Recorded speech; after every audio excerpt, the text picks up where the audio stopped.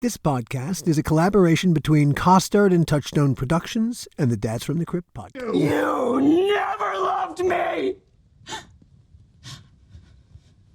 I now see what I should have seen years ago. You don't respect me. I'm not a human being to you. I'm a prop or a toy to be played with until it breaks. Well, guess what, bucko? This toy is broken and it's through with your shit!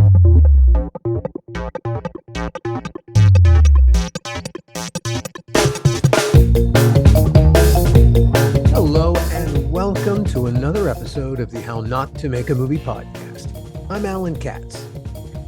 One of the things that we care about deeply here at the podcast is the future of movies and the movie business. We love finding and mentoring young talent, but also we love mentoring and helping talent that's been fighting the good fight and making great movies and shorts for years, but without the money and acclaim they and their work deserve.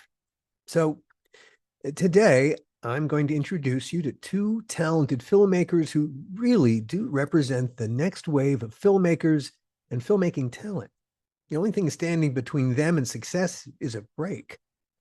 I met Leah N. Philpott and Jacob Leighton Burns when Gil and I were guests at the 2023 Chattanooga Film Festival. Leah and Jacob screened Hell Hath No Fury. Leah stars in it, she's terrific, and Jacob wrote the script, it's very funny, and he was its director of photography. Well, it turned out that Leah and Jacob were both huge fans of Tales from the Crypt, so the whole thing turned into a kind of mutual admiration society. I just met up with them both again at this year's North Hollywood Film Festival, where they were screening still more work. And can I tell you, everything I saw was fucking brilliant. No kidding. The next wave of movie makers are here, and movie making is going to be in great hands for the foreseeable future. Alas, even in the best of times, the movie business is not for the faint of heart.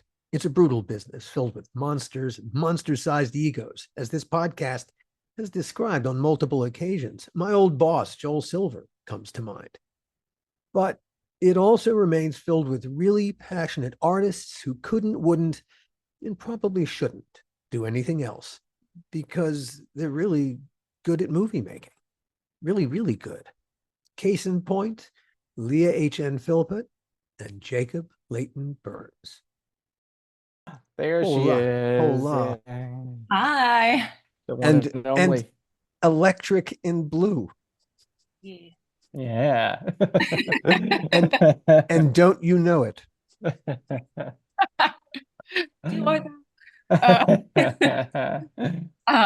Yeah, despite making sure that this was set up 3 hours ago, it still wouldn't work when it was time. So we only ever think we have the technology. The technology always has us. Absolutely. Right. Absolutely. Yeah. So I'm so thrilled to get to have a conversation with you both. When I saw you both, we were just discussing it, Jacob. It was 3 weeks ago. Probably about 3 weeks, I think. Yeah. Yeah. Boy, it feels like an eternity ago. I as I will have explained in my intro, we met up at the North Hollywood Film Festival where you had a short and a feature. Two shorts. Two shorts. Yeah. I knew I would fuck that up. 2 shorts, and I saw that's right, because I saw them both. That's right. That's right. Yeah. And I got to say, they blew me away. Both. Wow. No, I take that back. Fucking wow. That's an honor to hear that. I first met these guys at the Chattanooga Film Festival. Yeah. And the film that you had there was that Hell Hath No Fury? Correct. Yeah. And it's a corker. It's this kick in the ass reminder that there is this incredible pool of filmmaking talent, storytelling talent out there beyond the Los Angeles city limits. And it is struggling to get seen.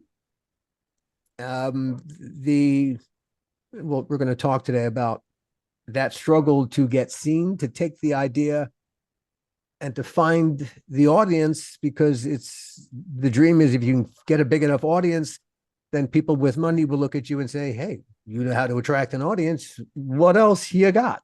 Mm-hmm. And it's that little Watusi that we're all trying to pull off.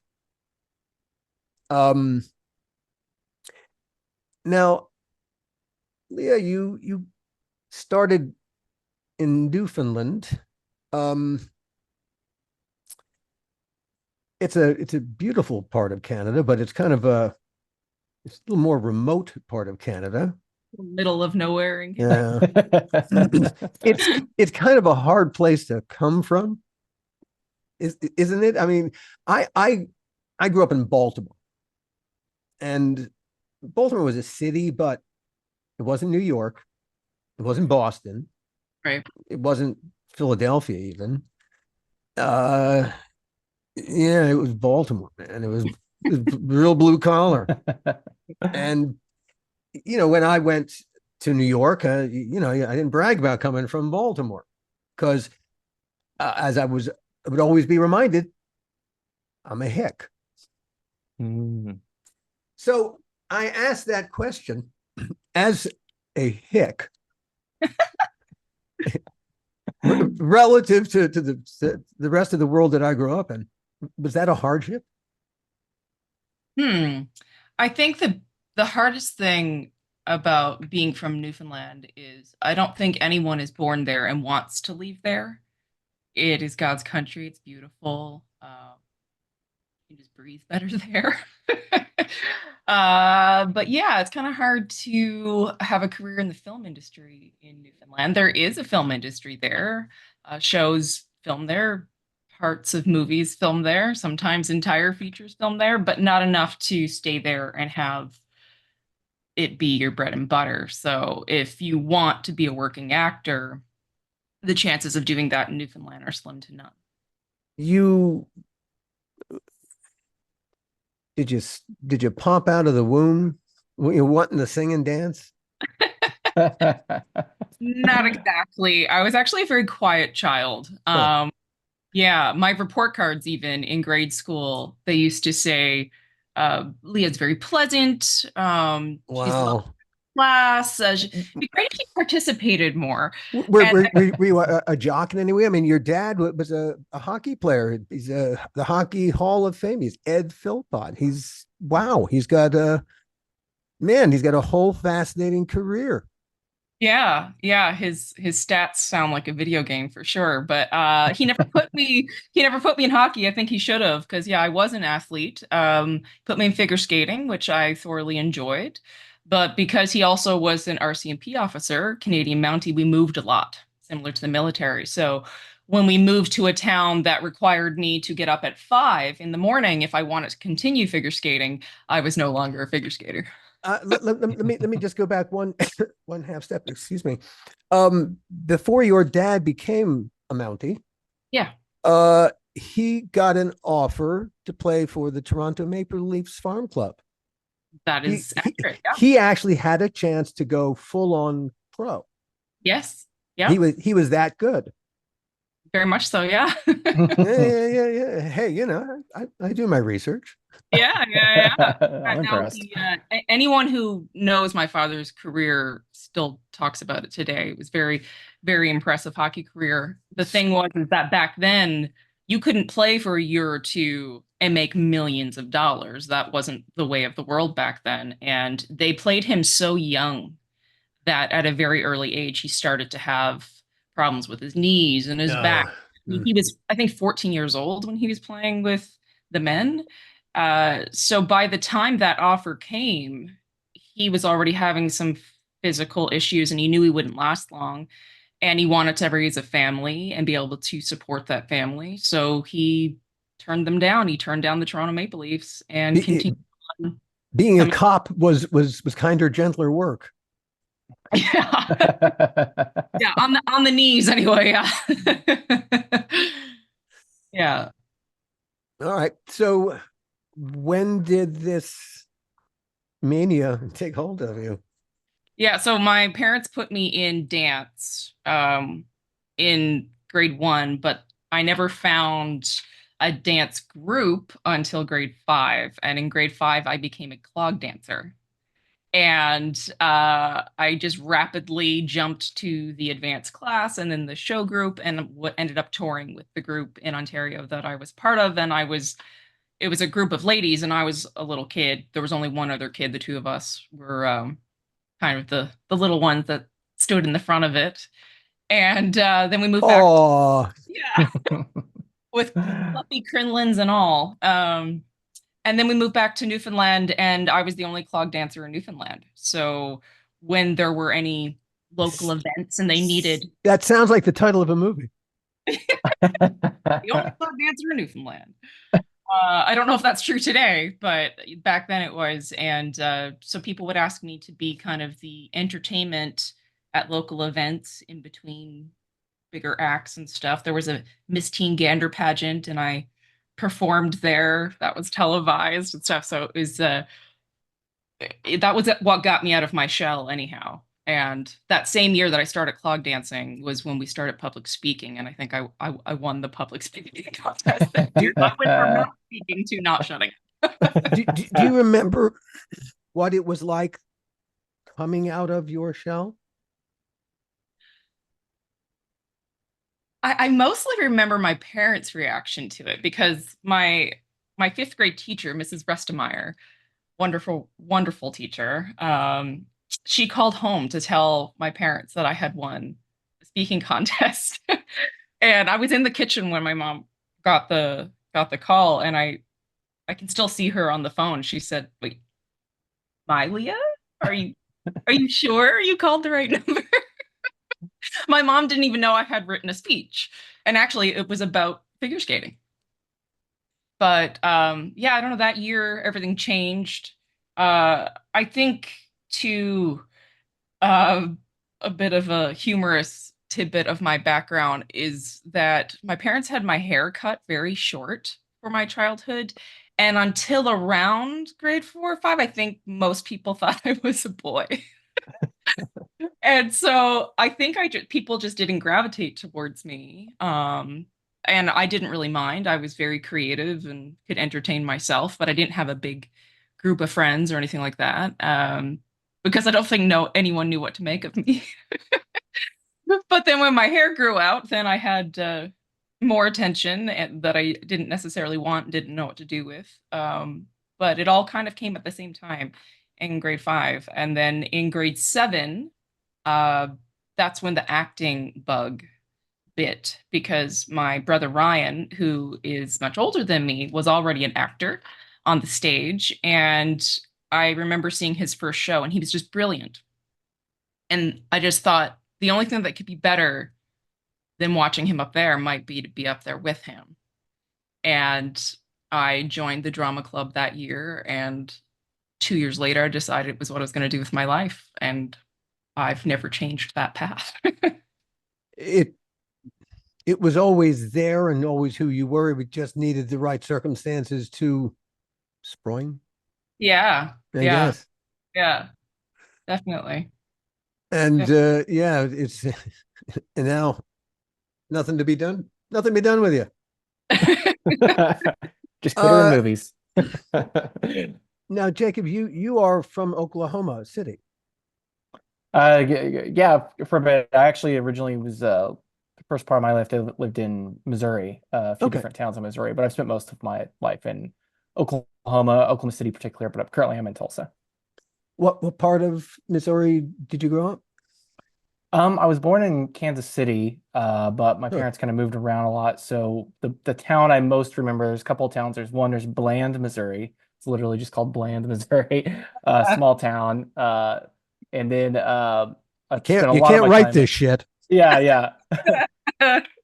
There, I could tell you a whole story about that town. But Well, it's since just we're the time. talking about it, go for it. Yeah, I remember as a kid in beautiful Bland, Missouri. Um, Bland was founded, I learned the story. It was founded by a guy named Richard Bland. and he made his fortune mining silver. And so his nickname became Silver Dick. And in order to celebrate and commemorate this man who founded this town, Bland, Missouri created a celebration called Silver Dick Days. And again, you can't write this. So there's Bland, Missouri. I don't know if Silver Dick Days Was are still going on or what's going on out there, but was there at least a teensy bit of irony in the town fathers choosing to call it this? I don't Did they at know. least have okay, we know it's funny, but fuck everybody, okay? They seemed pretty sincere at the time. I was very young, so some of that went over my head, but everybody seemed pretty sincere about it. Not so bland and bland. Right? Silver. But then I spent a lot of most of my childhood was split in Joplin, Missouri, which is kind of on the border of Oklahoma and Missouri. I don't have any funny stories about Joplin. Oh, damn. So, and again, having grown up in a kind of boonies myself, what was it like growing up in your part of the boonies? It was interesting. We found ways to keep ourselves entertained. Me and my brother it kind of started with my dad. He was a big movie buff. And so we were kind of introduced to a wide range of movies at a pretty young age, younger than Do you recall the probably most first kids there. movie he showed you? The first movie, what was the first movie either you ever saw or that you recall seeing? It's hard to say about my first earliest movie actually going to a theater Mhm. experience that I remember. I think if you've seen my films or know me, I feel like it explains a lot. But there was a drive-in theater in the Joplin area, and I was very young, and our parents took us to see it was a triple feature, and they assumed, me and my brother were so young, they assumed we'd fall asleep, during the first movie, and then they could leave or whatever. But of course, like we were just enamored by it, and we're up the whole time. But the three films were oh my goodness, now I'm going blank on it. What was the first one? Uh, Second movie was Kindergarten Cop Oh, with Arnold Schwarzenegger and and Danny DeVito. Okay. yeah, the Dream Team. And then the third movie was Edward Scissorhands. And Boy, uh, what was the first movie I know, yeah, okay. it was a really weird I think that's what I can't selection of films. remember. They were not Yeah, related in any way. yeah, it was super weird. The first one was definitely like a kid's movie. Schindler's List. Jaws. That would be Anyways, yeah. the triple bill from hell. Yeah. But I think it cemented my personality, I think, a little bit, that series of movies. But yeah, no, and some other movies I definitely remember my dad showing us very young age were like the Abbott and Costello movies, a lot of the Universal monster movies. Like those are the ones that I watched over and over again. Plus, um, Spielberg and Tim Burton movies and stuff like that. Those were all very big in my life at that age, growing up, and I think kind of helped spark what I've become. You connected to horror. Yeah, yeah, interesting. Like uh, Mhm. to a certain extent, I liked the old Universal monster movies and stuff like that, and like older horror movies. I didn't particularly like more recent stuff. It was too scary for me. So, What did you uh, like about the old Universal stuff? um, I don't know. I was always very drawn to um the monsters themselves. I always loved I'm not sure any monsters have been designed better since then. They're just really iconic and just the perfect um Which was your favorite monster? uh growing up, the Wolfman was always my favorite. I loved Lon Chaney Jr. I loved that look. I dressed up as the Wolfman as a kid for Halloween. Family of the Opera was another one I liked. And the short film I just made, When Shadows Lay Darkest, is actually the title itself is actually a very obscure reference to Phantom of the Opera, the Lon Chaney silent version. There's a part in the movie where, it's silent movie, so it has like the titles come up, title screens come up to tell you dialogue or just set the scene. And one of them, there's like a scene earlier in the day and then it cuts to nighttime. So in between the day scene and the night scene, a title card comes up that says, "When the shadows lay darkest." And that always stuck with me. I thought that was just a great name for a movie. Yeah. And yeah, just so whenever it came time to make this the short that we just did, which is proof of concept for a feature, but that was the I needed a very striking, interesting title, and that one has always stuck with me as something that it stuck with me. So I thought maybe it'd stick with other people too. Sure. Yeah. Makes total sense. Yeah. When did you start making movies yourself? Uh, very young. The first film, quote unquote, I made was on a VHS camcorder that we borrowed from some family friends, and me and my brother made this Godzilla ripoff called Fifi. We used Godzilla action figures and like tried to do like miniature work as best we could as we were. I think I was in sixth grade at the time, so I was probably like 11 or 12 or something like that. My brother's a little younger, so um, if you look hard enough, you can find it on YouTube. I won't tell you where it is, but you can for it yourself. Okay, get going, everybody. Yeah, treasure hunt. What But are yeah, you after listening to that, this for? You could be tracking that down. you could be looking up Fifi. All of a sudden, Fifi on YouTube's gonna get a million hits. Could you spell that, please? Fifi. Now you've done it. So it all started with Fifi. It all started with PP. It's true. It's true. And after that, we actually our dad was very proud of it, and uh he was actually a minister at the time, a pastor there in Joplin, and What he after what flavor? Southern Baptist. Oh gosh. So you grew up a Southern Baptist. Yeah. Well, okay. Well, that's a whole other line of questioning.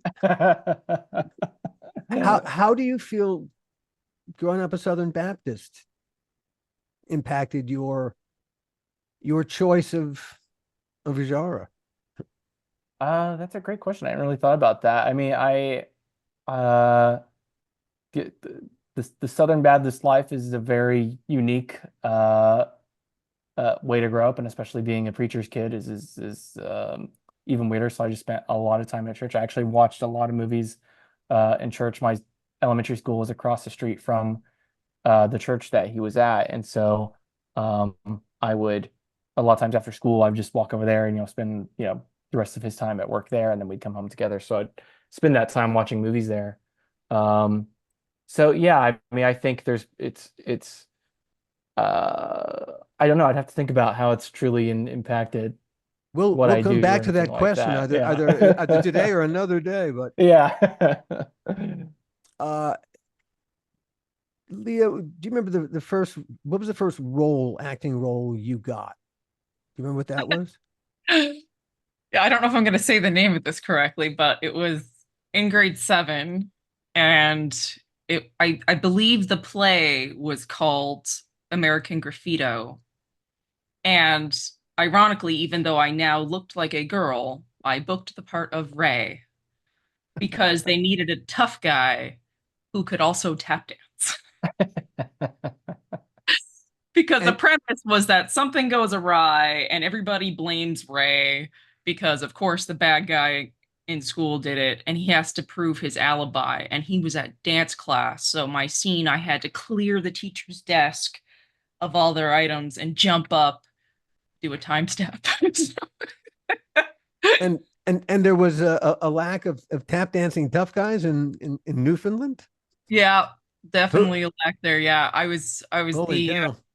and I never I never had a desire. It was perfect for me, really, because I never had the desire. I loved the movie Grease, but I never really had a desire to be a pink lady. I was like, what's the point of being Grease if you're not Danny Zuko or you're not Kaneki? So here was my chance to be the guy with the leather jacket. And that was my first role. What was the first role that you felt like, okay, I'm an actor? Hmm. Well, okay, let's not presume. Was there a moment? Okay, you said there was a moment where you decided, okay, I want to be an actor. Mhm. But was there a moment when between the okay, I want to be an actor when I grow up and when you suddenly look at yourself and go, I'm an actor. And it doesn't even Yeah. necessarily require that you get employed. It's a mindset. Yeah. Luckily, I think that also came early, which I think is necessary along the journey of staying in it. But in grade 12, I was in the musical Fiddler on the Roof, and I played Yenta, the old matchmaker. Hmm. And for our Well, I, final, I have to ask this question. yes, Okay. Where was this performance of Fiddler? this was in St. John's, Newfoundland. Oh gosh. This I wish I could have seen that production. It was a really great Me production. too. Was were there any Jews in the house? So that's what I was actually going to say. That's what brought me to the moment. On Yeah, our yeah. final performance, the Jewish community came out and watched, and then they were so blown away by it that a group of them came to our high school, asked to have us gather in the gymnasium to kind of give a speech. And the lady who was talking singled me out, and she said, with tears in her eyes, she said, "I just want to thank you for bringing me back my grandmother. Um, she is no longer with us, but that night I felt like she was there and she was there through you. You were so much like her. And me and my family just had a wonderful time at the show. And your performance was a blessing to our household." And I was just like, I I ask because it's such a cultural show. yeah, And this is a culture that uh, it's kind of foreign to most Jews because it's old world, shtetl, Ashkenazi, Jewish world. yeah, I, to and I grew up, I grew up in a surrounded by Jewish culture. I grew up in a Jewish suburb of Baltimore. My yeah, public high school, 90% of the kids who went there were Jewish. Even yeah, on the Jewish holidays, even the non-Jewish kids didn't show up because what was the point? right. Yeah, not at my school. So I, this was not a culture that anyone you grew up with knew anything about. No, All not a right. thing. So you have you how did you feel about these characters? Were they just old world foreign characters? What how did you perceive them? I don't think I looked at it that way. I think I gravitate towards characters that are the furthest from me. I think that's why I enjoy doing what I do. And that was the first role that I had that was so wildly different from myself. Uh, so I had to study not only the script, but the religion and look at other performances and You didn't learn. convert, did you? And I was raised Catholic, so yeah, it was very, very different from anything I knew, but I felt like I genuinely, for that time period of a few months, Hmm. uh, became a part of that community. And that was confirmed when the community came and spoke to us at our school. Yeah. That's Yeah. you you crossed a high bar. You Yeah. I was cleared a just, very high bar because I would think that the community would walk in the door thinking, "Oh Christ, okay, Here we you're go. gonna tell us what Jews are you? Okay." Right. And to discover actually the human link instead, Yeah. that Yeah. it really, the Jewishness is really, that's the icing. The cake is really just human beings. Yeah. Yeah. The two other moments that really stand out to me, because that's a while ago now, that really stick with me, a really touching one is that fine. I mean, I think anyone who does a play that there's lots of rehearsals, you kind of become a family anyway. But there's a scene in the show where everybody's in a giant circle holding hands and are very emotional towards the end. And we were all actually weeping on stage because it was our final show. And it was, Anatevka, isn't that the song you're singing at that yeah, point? yeah. Oh And yeah, it, it's heartbreaking. Yeah, yeah. yeah, but like, we all cried during the show, but we were actually, Sure. Oh well, God, yeah, Leo was crying, not yeah, Yenza. yeah, Like yeah, yeah. everybody, it was just so emotional that it was done. And then another humorous one is that my English teacher was in the front row with her husband, who I'd never met, and two of our teachers, our music teacher and uh, our theater teacher, so Mr. Howlett and Mr. Barrington, two of my favorite teachers, they were in the show as well. So there were some adults in the show. And my English teacher told me that her husband leaned over at one point and pointed at me and said, "Is she new on the staff? I don't recognize her." she's 16, she's in my English class, but the makeup they did on me was phenomenal. But more so than that, like I had to become an old woman. And That's exactly right. You had to fill. reasons that show. Yeah, but that's exactly right. You, makeup aside, you still have to fill the character's skin, and it's theater, so you have to project that out to the Yeah, back row too. yeah, yeah. And I loved just disappearing. And that was what was fun for me. Uh, and not just disappearing, but being able to make someone feel something or laugh while doing that. So it was fun for me and fun for the audience. Who, it's not so much disappearing, vanishing, it's vanishing into a character that you've created.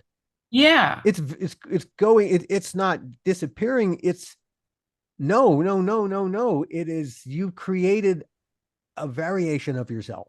Yeah. And Yeah. Yeah. that's really what you're doing, but it's a variation of you that is accommodating these other characteristics, and you're trying to fill the projection in your head out into the world. Yeah. Yeah, Yeah. it's a very abstract thing to do, and Yes. therefore hard to do well. Yeah. All right. So the bug If I were an bites. old Jewish lady, that was the version. All right. You went to school in Toronto. You graduated. You was a drama major at I'm a major, yeah, at York University. York. That's right. And then you had some early success. Oh, would we call it that? I don't know. Yeah, well, but you got a TV show. You got Oh some yeah, stuff yeah, going. pretty quickly. Yeah, just the weirdest occurrence. I was living not in a small town like Gander, Newfoundland, where I'm from, but I was living in North Bay, Ontario, and I was really there because I was there with my ex, who was in the military. So it's a military base there, similar to how I ended up out here. And just just a few years before I moved to the United States, some television stuff started happening there. It was kind of slowly trickling in, and I was on the West Coast visiting my brother, who was living in Edmonton at the time, and a friend wrote me and said, "Kids in the Hall are in town holding auditions," and I was like, I don't know. I'm assuming you're familiar with Kids in the Hall. If your audience is not, they're kind of Canadian Saturday Night Live of the 90s, and some of them were on Saturday Night Live, very, very talented group of guys. And they Indeed. play almost all of their characters, whether they're men or women or adults or children. They play all their characters. And they're Um, hilarious. and they are absolutely So hysterical. funny. Yeah. And I watched them when I was far too young to be watching them. So these are some of my comedic idols. And I thought there's no way this is true because, as far as I knew, they weren't even together anymore. They didn't have a show anymore. But what they were doing was coming back with a mini series called Death Comes to Town. And I wasn't there. I was like, are you kidding me? Like, I in the town that I live in and I'm not there. And I was so devastated to find out it was actually true and I'd missed these auditions. And so I decided I was going to write a letter to the casting director. Um, and I found out where she lived in Toronto. I lived about 4 hours from there. And I drove 4 hours and put it in her mailbox because I didn't want a chance that it was going to get lost and I wanted it to get there as soon as possible. And I wrote what I thought to be a humorous letter. It may have been absolutely ridiculous. I don't know. Saying how big of a fan I was, that I'm an actor, I wasn't in town, I missed these auditions, and if there was anything at all available, I'd love to get the chance to meet with her or for her to see me. And several months passed, I never heard anything. And then I was on summer vacation and in Newfoundland, and I said, huh, I haven't checked my voicemail in a while. And I applied for dang, let's see. So I checked my voicemail, and sure enough, there is a voicemail from someone from production with Kids in the Hall asking if I would like to work with them for the duration of their 3-month shoot as their utility stand-in. Now, as much as I adore film and that was always my goal, I'm still theater right now. So I'm like, I don't know what a stand-in is, but yes. Yes, I will do that Yes. for 3 months. I was working at a bank at the time and I put my 2-week notice in and I had the summer of my life learning film from top to bottom from my idols in comedy. And getting paid as well. Yeah, and so a couple days in, Bruce McCullough from Kids in the Hall, he kind of took me under his wing as his pet on set, and we became friends, which was really funny because like Bruce he's just a darling. He's so sweet. But he was also the executive producer. So when he would come on set, people would kind of shut up and get back their backs to the wall and just they were kind of intimidated by him. And I I wasn't in that category, but I wasn't gravitating towards him. I was being respectful. But for some reason he gravitated towards me and we became best of friends for the whole time. But just I didn't know him yet. But 2 days after we had our first conversation, the first AD pulled me aside and said, "Hey, do you think you could get someone to cover your shift tomorrow?" Why? Bruce would like to see you read for a role, and the auditions are during filming. And I was like, yeah, I don't know. Yep, yes. Again, I didn't know who was going to film for me, but I'm going to find that out. So, so I went and I had someone film my role on set, and I went and auditioned. Bruce was not in the room because he was on set, but I auditioned for, I think, the bailiff in the court and some other character. And it was just a couple lines because, like I said, the guys, they play all the roles. But this was a mini series, so they had to flesh it out with some other people. And I was so excited. It seemed like it went well. And then I went back to set the next day and crickets. Nobody says anything. Don't know what's going to go on. And then another day passes and I'm starting to go, oh my gosh, was I just terrible? Oh no, did I embarrass myself in front of Kids in the Hall? And eventually, a couple days later, I think it was the second AD pulled me aside and said, "Hey, just wanted to let you know that Bruce absolutely loved your tape. He thought you were really funny, but they decided because of the nature of the joke, which was a very risky joke, Dave Foley's going to play it.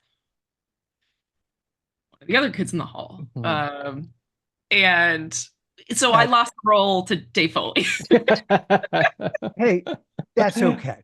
Yeah, it is okay. Yeah. So I was like, I understood, but I was also obviously inside, like, I'm gonna go home and kill myself. Oh, I was so sad.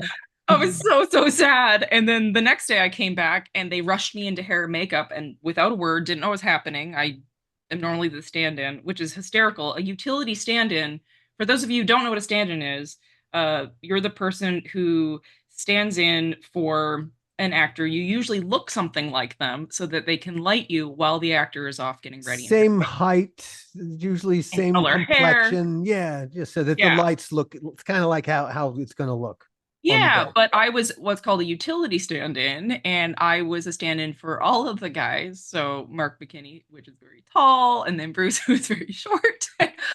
None of these people do I look like, but it was a really, really fun job. Anyways, they threw me into hair and makeup, and I ended up working for 4 days in front of the camera, constantly in a two-shot with Bruce as his sidekick to his character Big City, which is a really funny, ridiculous lawyer, and I'm just kind of the model assistant district attorney that goes in with him, who carries a boombox on her shoulder because that makes sense. Of course. A boombox and a miniskirt. So, but yeah, it was so much fun, and the highlight of that for me was when the producer and the director pulled me aside after day one, and they said, we didn't realize how important this character was until we saw you in it, because all of your reactions with Bruce, like, it's really, you're making her like a full, she wasn't, she didn't have lines, but she was fully a character in these scenes with Bruce, and they were just over the moon and so kind to me. They needed a body, and they got an actress. Yeah, and they were just really, really stoked about that, and obviously, well, it was better than getting the bailiff. and it gave the bit depth. I froze. Never make much of a big deal of it because it's like a featured position, but it really is a character that is a real person, and it's really, really fun.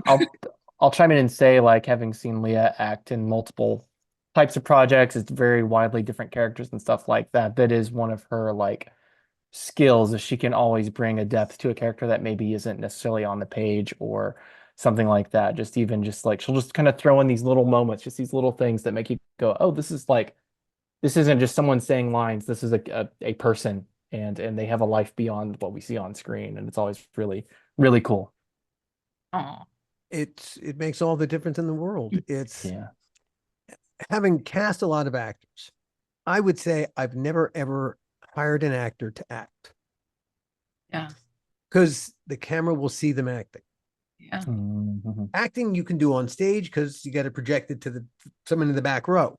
Right. But the camera it's here. And if you act, it's just going to see it. We're going to have to cut it. It's going to end up on the floor. I always hired actors to be as themselves, really, as honestly as they possibly could be. Yeah. We'll give another name, some dialogue, some fancy dialogue, some asshole writers think is we're sticking in actors' mouths. But really, I just want them to be as honestly as they can. The emotions that these characters are going through. Yeah, I need them to be those emotions. Yeah. And so that what the kids in the hall guys were reacting to was the fact that you took the bit, well, 1 + 1 suddenly equaled 5, because it really, that defined the character better than just the character having nothing really reacting to him. Right. And so really, it's the perfect improv yes and. Right. Yeah. Yeah. It's really fun to look back at. Because bet. you can see that he's enjoying that he had me there. Well, when you're doing comedy, and again, these guys came out of improv too. Yeah. And so you appreciate when someone when you're an trained in improv, and someone, oh, you know how to do this too. Cool. Well, then you feel a certain safety, a security working with that person, because they won't say no. Right. And that's the killer of creativity is the word no. Yeah. Yep. Well, he got that you got. And so you got. Everybody getting. That's Wow. So good early success that not, hey, it didn't make you a star, Right. but it taught you a ton. Oh yeah. I mean, I think I learned more in those 3 months than I ever would have if I had gone to film school or had worked a couple days here and there. I mean, it was a It was a master class. yeah, it was a master class. And it confirmed for me truly that it was what I want to do because everyone thinks that film is fun and easy, and it is grueling and hard, and the hours are nuts. And I actually have narcolepsy, which I learned that year. And I used to have to take like a 10-minute nap on lunch just so I could go through everything. But it was still the best time I had ever. And I think a lot of people, I mean, it was fun because you're watching these guys and they're hysterical. So every day you're laughing, which is great. Um, but it was just so good that my first national set confirmed for me that I was in the right spot. Just I knew that I fit there and that the work was something I was willing to do after 3 months of nonstop. Yeah. How did you make the leap from wannabe filmmaker to professional filmmaker, Jacob? I think it just kind of slowly, gradually happened. So we, after Fifi, things really took off for me and my brother. We just kind of kept making uh, very dumb little short films together. And that was kind of our film school for a long time. Like we Who were would you emulating in particular at that time? uh what we would tend to do is we would choose some popular movie or some movie that we liked at the time, and we would usually uh, make a sequel to that movie. So we made Jurassic Park, 3, 4, 5, and 6, way before they actually made Hollywood did. So we were ahead of the game on They that. ripped you off, those motherfuckers. Yeah, exactly. Yeah. We'll see you in court. But yeah, we would do that. We'd make like James Bond ripoffs. We were big Jackie Chan fans, so we did some Jackie Chan type stuff. Of course, we're elementary school age, so these are all very, very bad movies. Just kids messing around, basically, with the camera pointed at them. So we did that. There's a guy named Spielberg who started that exact Huh, same way. really? I'll have to look him up. This is, not all of us start that way, but yeah, but a lot of us, yeah. I mean, Yeah, I made my first ones when I faced first movies when I was 12. yeah, yeah.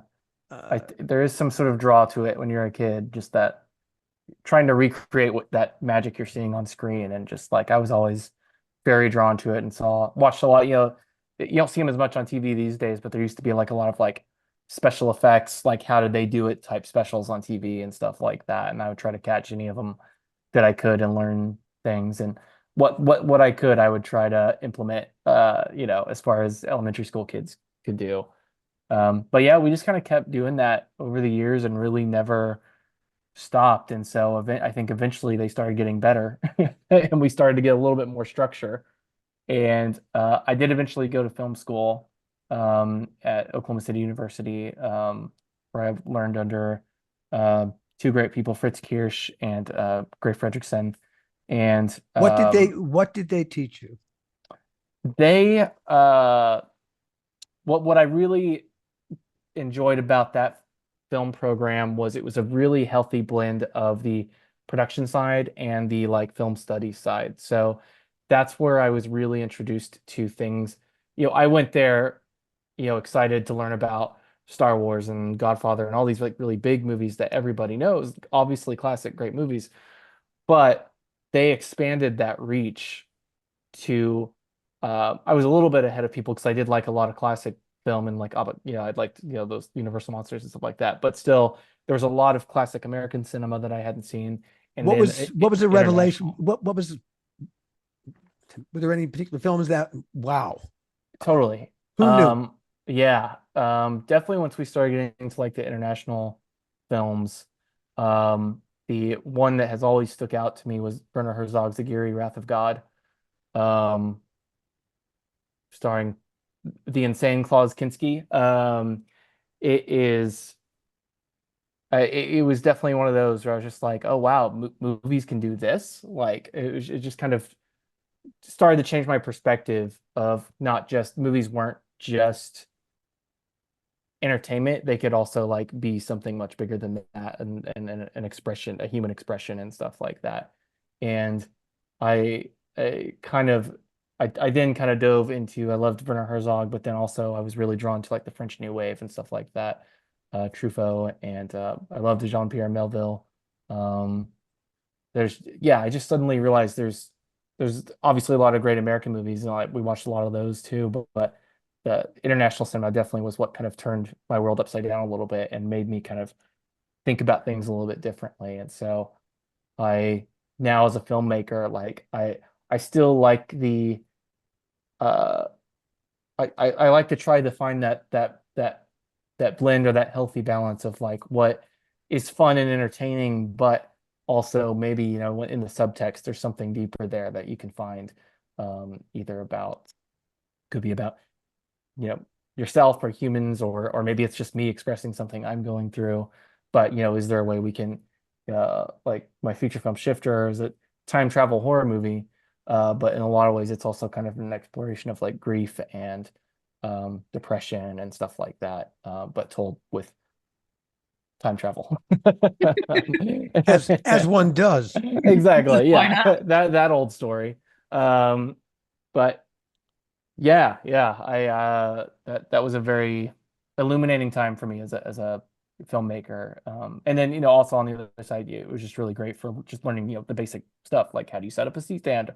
Where does the camera need to go? Stuff like that. It was just a really um, great experience. I learned a lot while I was there. How did you go pro? Um, Because you also yeah. you make commercials, you edit, you're a cinematographer as well. You wear many hats on a film set. Yeah. Whatever comes my way, I'm willing to give it a try. Yeah, I was really drawn to cinematography, especially through school. And actually, when I was going through film school, when I went into it, my plan was to be more of a cinematographer. I didn't really have any plans to write or direct. Um, but it kind of was uh kind of a newer film school, and so there just wasn't a lot of stuff being, a lot of the other students weren't making stuff yet. And so for me to get behind the camera, I ended up needing to make my own stuff to give me an excuse to be behind the camera. And then of course you sit in the director's chair or whatever, and you get bit by the bug, and it's all over from there. Hey, look, I'm But God. yeah, it's a nice feeling. Um, but yeah, so really from there it just kind of started. I started doing some assistant camera stuff, and then just kind of worked my way up from there. I did assistant camera, and then I would start doing camera operating for some productions and commercials or whatever, uh, whatever was around. And then I did one thing that was really a great experience was there's a feature film that was filming here, called Heaven's Rain. And I'm very fortunate I got to act, they were still like, working on actual film then. I think that was the last film I worked on with actual film. But I was able to get on as like a camera PA and work with a a true full team of people. Actually, the film, it's called Bringing Up Bobby. It was directed by Famke Janssen, who was in the X-Men movies, and she was a Bond girl and everything. And she, wonderful, sweet lady. I really loved working on that set. But yeah, I worked as a camera PA on that and learned a lot about camera department, learned a lot about how a director and a cinematographer work together. Um, uh, Learned how hard it is to do that, how many heavy things you have to carry, and how many stairs you have to walk down with those heavy things. Uh, but yeah, so from there, I started making contacts with other people. And from that, I ended up getting my first like kind of professional paid gig as a camera assistant. It was actually for an MTV reality show that was filming in the area. And that was That grueling. that but you were getting paid. Yeah, I was getting paid, and that was like a All right, yeah, it was like 3 grueling, months or so. Yeah, but yeah, that had to feel good. You finally totally. Yeah, and had a lot of responsibility. Like I was the one AC for like three cameras on most days. We were following a football team, so three cameras on like normal weekdays, but then on game days there was like seven cameras, and I was like having to run all over the stadium with batteries and cards, whatever they needed. I had this like heavy backpack loaded down, running while there's football game happening around me. say you want to work in the movies, do you? Yeah, exactly.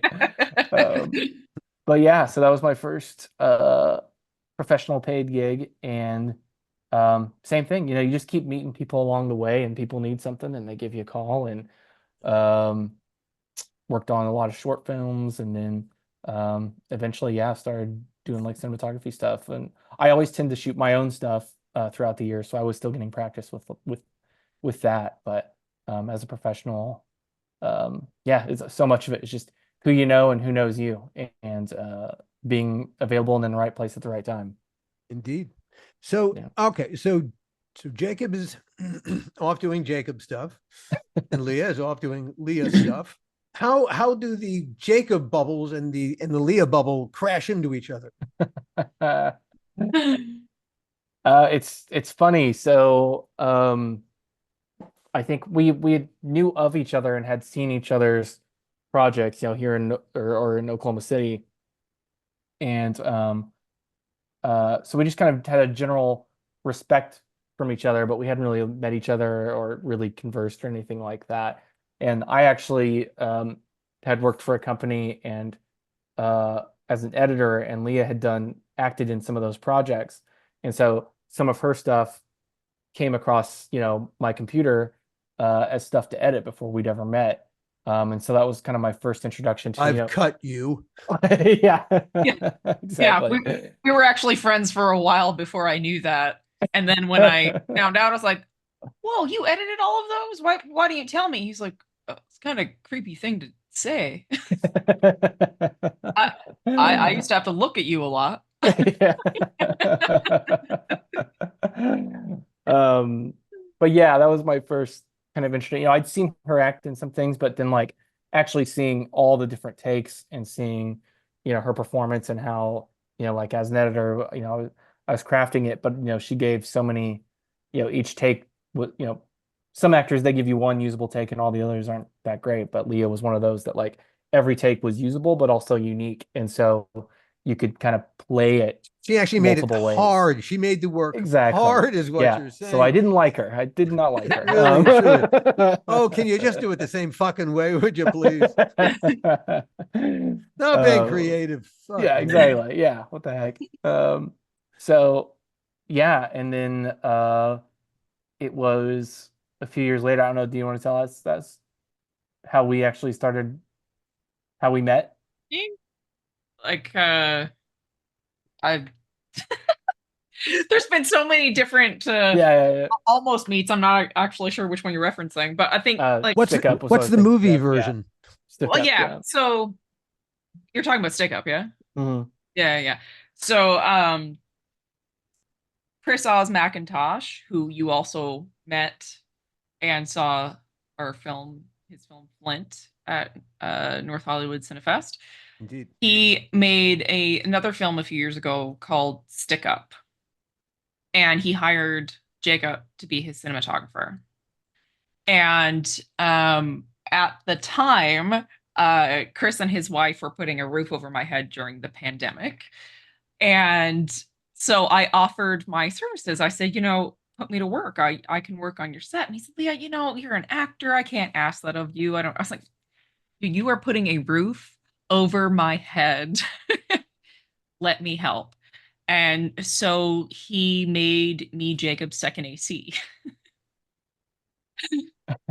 And it was what, a five day shoot? I think like four maybe. Yeah. Okay. And it was overnight in a gas station during the pandemic, during Oklahoma heat in July, wearing masks, just completely disgusting this whole time. But it was also a comedy that we're shooting, which was always fun. And Jacob and I and his first AC, Jake, that didn't get confusing at all. Bonded in the candy aisle over over the chocolate bars that are there, because I was explaining which ones are in Canada or the Canadian version and how much better they taste. And he said I had to prove it. So the next time I came back from Canada, I came with this box of samples of Canadian chocolate. So much chocolate. So And much chocolate. he didn't think I would do it, but I did. And We and the became- verdict is, are they better? You know, a lot of them are. a Damn. lot of them. He's trying to appeal to the American audience. There's no They're point all being a superior. homer here, dude. Most of them are. Most of them are. Damn. Yeah, and the main offender is the Kit Kat. I thought when Yeah. I moved, I didn't like Kit Kats anymore. It turns out it's just a completely different recipe in this country. Everybody needs to try a Canadian Kit Kat at some point. It Yeah, is I a don't think different there's that much experience. chocolate in the American Kit Kat. It's- Cardboard and plastic. yeah. But yeah, so I brought back the chocolate and we became fast friends. And not long after that, his brother was casting Hell Hath No Fury. Although it was Zachary's idea, I think, to have me Mhm. read for it, wasn't it? Yeah. Yeah. He brought your name up when we were trying to think of who we could possibly go to, because it's the role in Hell Hath No Fury is extremely difficult, and extremely we just had no idea who we were gonna find that could pull this off, and it was to the extent that we were like, if we can't find somebody, we're not going to half-ass it. Like, if we don't have this lead role filled, then there's no point in making this movie because there's no way it's going to be good. So we, but yeah, she was one of the names that Zachary brought up as a possibility, and I immediately was like, well, yeah, that obviously sounds great. I've seen a lot of her work, and Did you read for I it, think Leah? she. It did. Yeah. Yeah. And You want to tell that story, Jake? Nah. Okay. She got the part. Yeah, it was actually a self-tape because, again, pandemic. So yeah, Chris Oz McIntosh, he actually taped it with me. He was my reader, and we had a hoot doing it because it's I don't want to spoil anything as when it becomes available. I want people to not have heard the spoilers on here, but it was a very epic scene they had me audition with, and it was really, really fun to do. And yeah, I mean the writing in that film is it's the only screenplay that I've sat down and read that when I was reading it alone at my place, I was laughing out loud, turning the page, just laughing out loud. And I feel like the last time that I ever did that was probably for a stage play.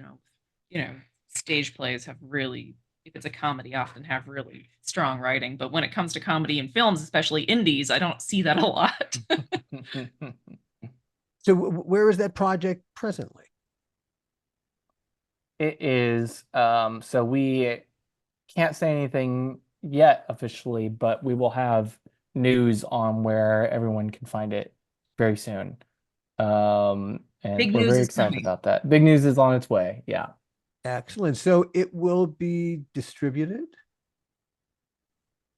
Yes, we have. Yes. Yeah. I think Cool. we can say that. I think we can say That's that. Yeah. all right. But all right. So there And- will be the means for people to see it theatrically. Probably Or not theatrically, but digitally? digitally. Yeah. Well, hey, digital distribution. There's money in that. There's probably more money in Yeah. that. Are we allowed to say the other one? I'm not We sure don't know what we're allowed to say, so that's why Ironically, we're probably going to find out tomorrow. Yeah. We will have big news tomorrow. Yeah, there we Well, go. we can always drop in an update. There we go. But yes, unless something changes, it doesn't look like there will be a theatrical release, but there will be multiple other ways that Yeah. it can be enjoyed. Even better. Yes. Yeah. Even better. Theatrical's dead. Yeah, don't break my heart. Don't say it. It's Saying it out loud makes it true. it's All right. You Wait. are trying to despite the vicissitudes, the extreme vicissitudes of the film business currently, you are still fighting the good fight. And you've got, you created content, and then you found distribution for your content. So there's the potential to make a little bit of something back. That's not so easy to do. You've the odds were extremely against you to get anything done, but to get to this point. Well, this isn't your first movie that you've had distribution on, Jacob. But any movie, I mean, it's so fucking hard. Yeah. Harder now than ever.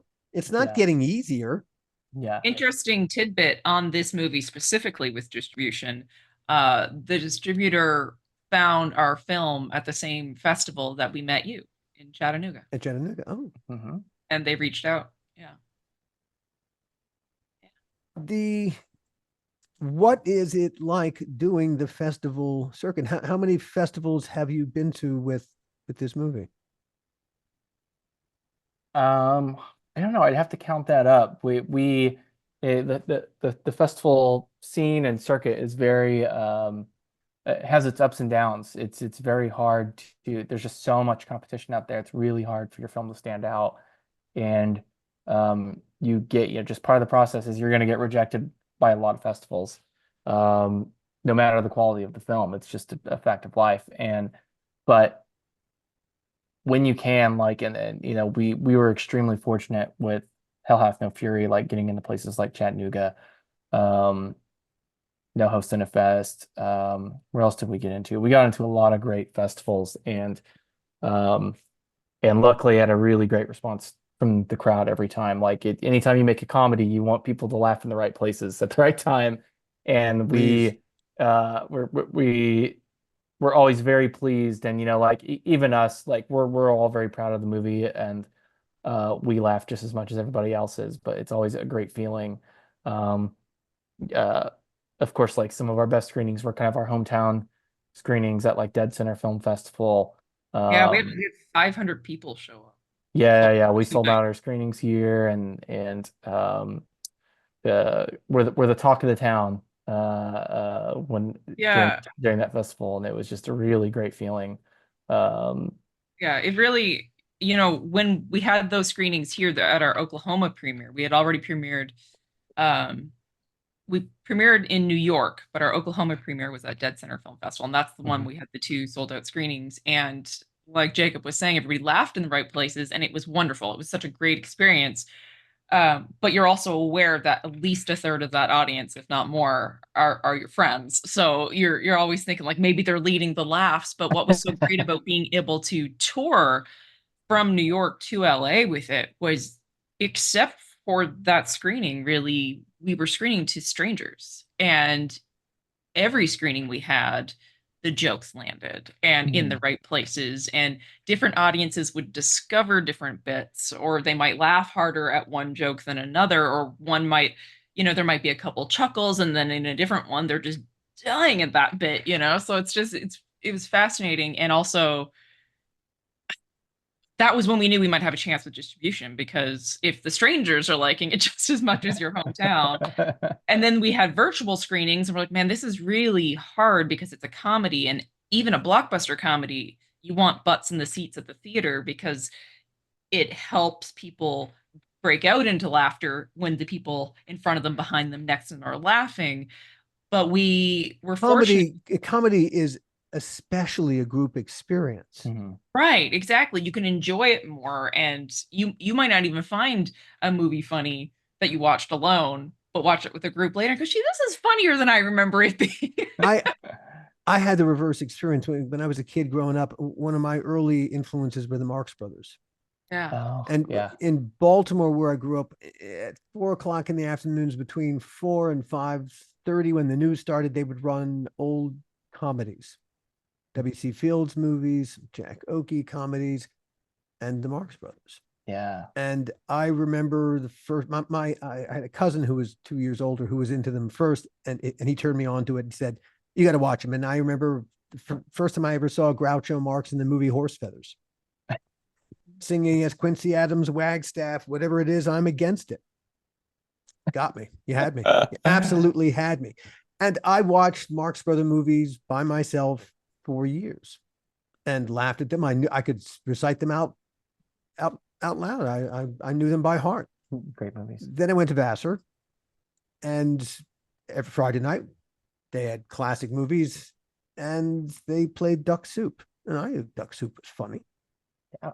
Had no idea how funny it really was until you're sitting in a sold out full auditorium with people, and it's a whole other experience. Yeah.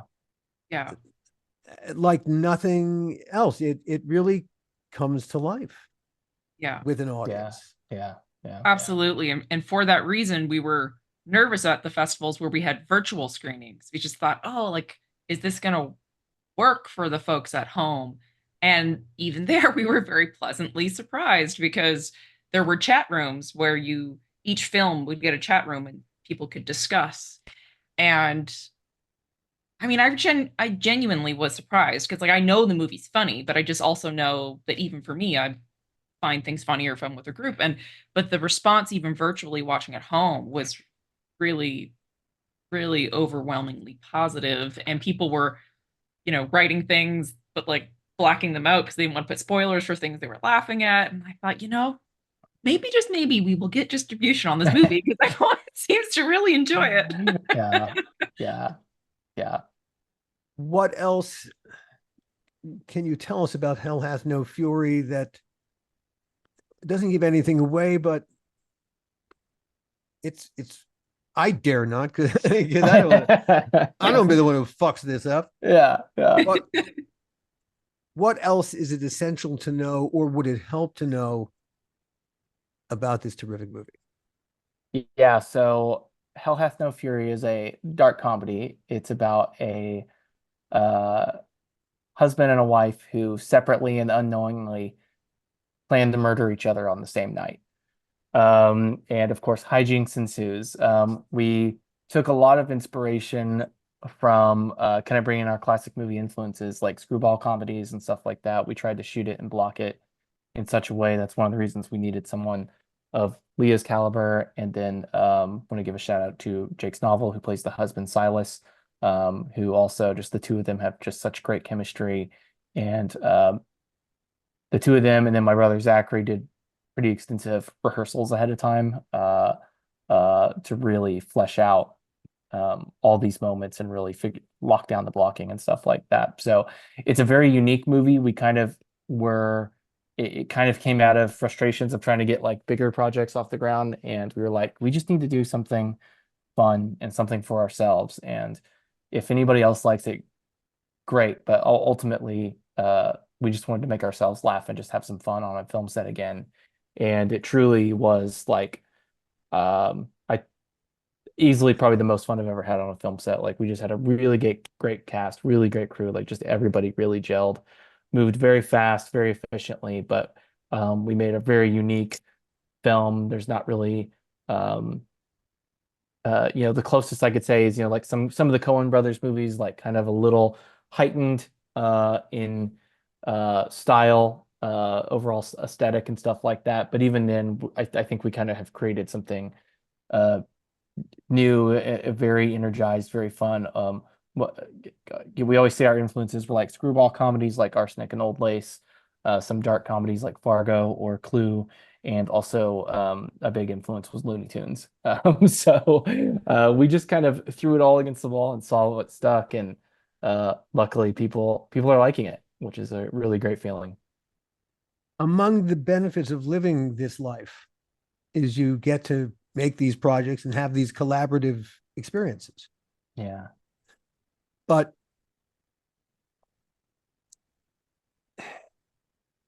would you try to ward people away from this life, or would you say, you know what, what else are you going to do with your life? What are you going to sell insurance? Exactly. So what are, on balance, if you had to talk, okay, let's frame the question this way. If today Leah and today Jacob could sit down and talk to earlier Jacob and earlier Leah about doing this madness, what would you tell them?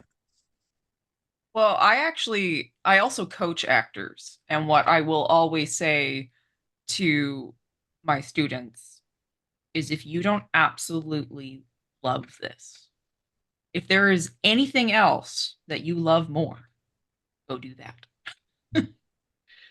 Because as glamorous as this may seem when your butt's in a theater seat and you're watching a movie, that's such a small part of what goes in to making just one, or making a scene or creating a scene. It's just so much work. And I mean, the reality is it is filled with lots of disappointment. um, I have been doing it my whole life, so obviously there is lots of joy in it as well. Um, but I would say the main reason I still do it is because there's nothing I love more. Because there are days it's like, why is this? God, why did you give me this? Because I really do feel like it found me, because it's just what it really feels like is what I was supposed to do. It's what all of my gifts are geared towards, is entertainment and making people feel, and just the study of people is something I naturally do when I'm not working. So, uh, and the care that I have for it. That's the other thing. A lot of people now, especially where people can shoot things on their phone, there's a lot of stuff being made that, depending on who you're asking, if you're asking me, is not worth watching. Um, and we're losing the care that goes into making a movie. The craft, the actual craft Absolutely. of it. The craft, yeah, but a lot of the craft comes from caring, just literally caring if what you're doing is good. There are standards to a craft. Yeah. There's craftspersonship. Absolutely. Me and Leah were actually talking about this the other day. Like I was saying, like I actually, there's a lot of great films being made now. Like I love watching new films, but watching like classic films, like we watched Creature from the Black Lagoon the other day for the Halloween season, getting ready for spooky season.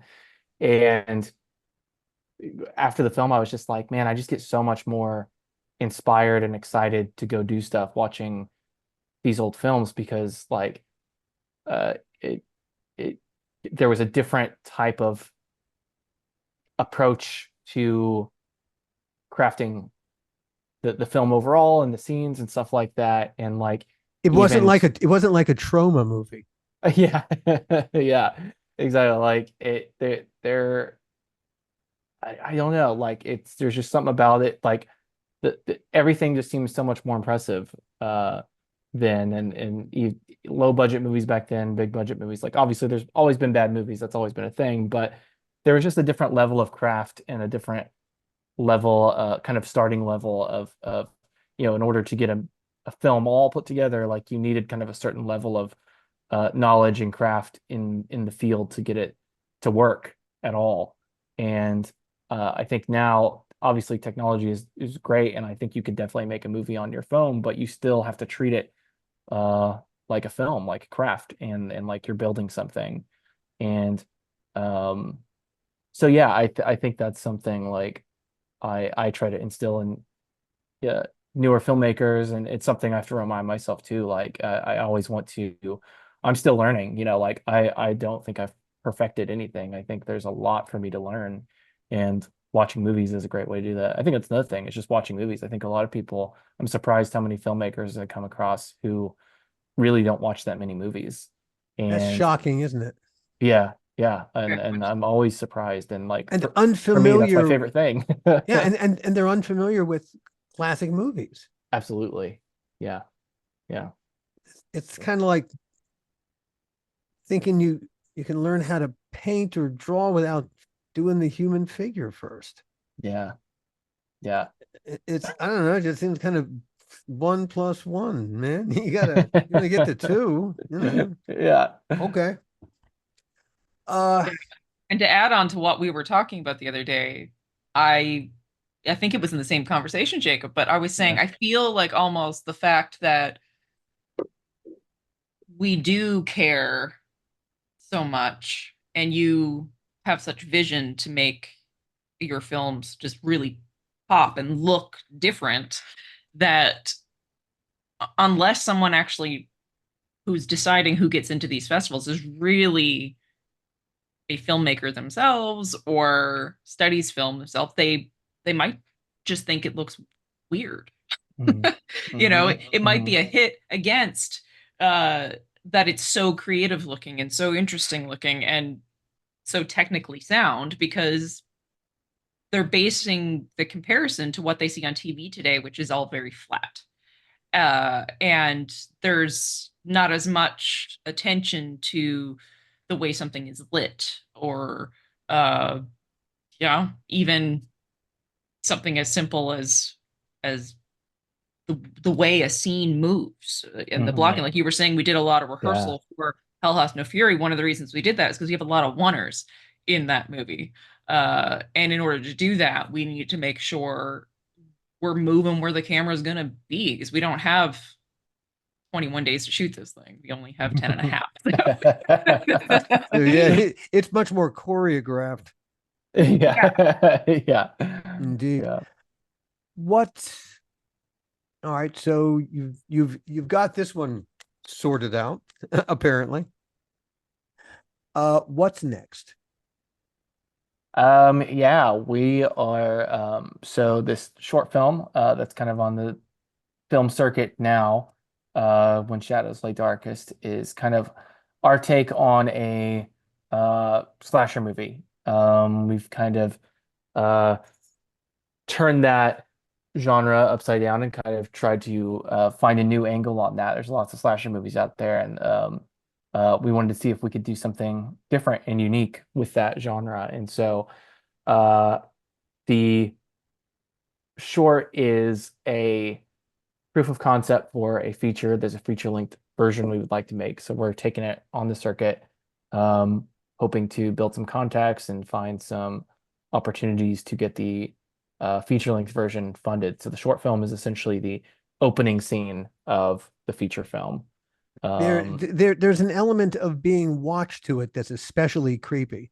Yes, yeah. I'm very honored that at our screening at NoHo Cinefest, we were informed afterwards that someone walked out of it because it was too scary for them. So, as a horror filmmaker, that's pretty much what you hope for. But yes, it is a film. It stars Leah Philpott, and it is about a uh, woman who is haunted and tormented by a 1970s cult horror movie slasher who, she's watching the movie, thinks it's silly, but it turns out maybe that guy on the TV screen is watching her back. Yikes. Yikes, indeed. I I I cannot thank you both enough for spending this time because it's a lot later where you are than where I am. Oh yeah. And you've had busy working days too on top of it also. Yeah, no, an honor to be here. We're both big fans of your work and have just been I can't tell you how much we appreciated you sharing your time with Oh, us when we were in LA and at we Chattanooga and everything. we are all craftspeople doing the same thing. So really and truly, it's you got into the club a little after I did, but we're all in the same Stupid club. I love this stupid club. It's a crazy fucking club, man. Because sometimes you sit in this club, you go, I really wanted to get into this club? What am I crazy? You gotta love this club more than all the other clubs. That's exactly it. Because if you don't, the man, club. yeah, exactly. it will kill you, or you will get the thing that you think you wanted, and you'll think, I don't want this. And that's really bad when that happens. But that's a whole other conversation. Speaking of whole other conversations, please promise me that we will have a whole other conversation. We will continue this conversation. Thanks for listening, everybody. See you next time. The How Not to Make a Movie podcast is executive produced by me, Alan Katz, by Gil Adler, and by Jason Stein. Our artwork was done by the amazing Jody Webster, and Jason Jody, along with Mando, are all the hosts of the fun and informative Dads from the Crypt podcast. Follow them for what my old pal the Crypt Keeper would have called terrific crypt